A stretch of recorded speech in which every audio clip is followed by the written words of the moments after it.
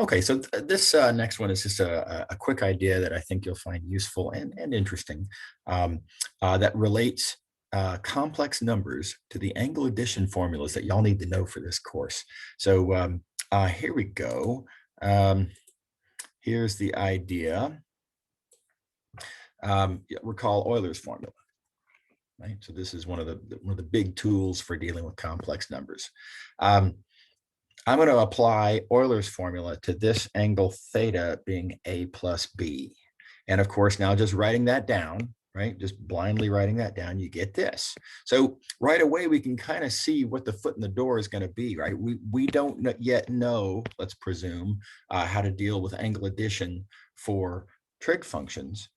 But unsurprisingly, we do know how to do it for exponentials, right? It's easy for exponentials. If you're adding these to what I might call angles, well, simple algebra says that you just multiply by like this. Okay, so then applying then Euler's formula again, but individually to these two factors, right? Just writing down Euler's formula, you multiply it all out. And there is a little bit of, you got to think through how multiplication works with complex numbers, right? Real times real gives you real, but don't forget as well, imaginary times imaginary also gives you real, because I times I is -1, right? And then of course you also have the imaginary terms, right? So let's see, imaginary times real gives you imaginary, and real times imaginary gives you imaginary. So that's just, you might say foiling it out, and lo and behold, we're done, right? We know that these are equal, and therefore these are equal.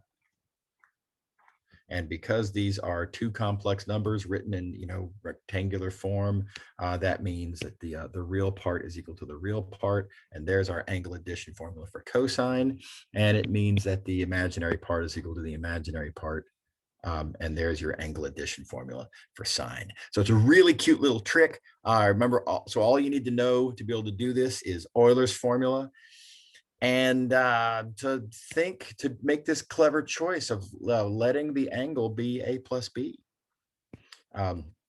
So I think this will be if nothing else, it's a good insurance policy.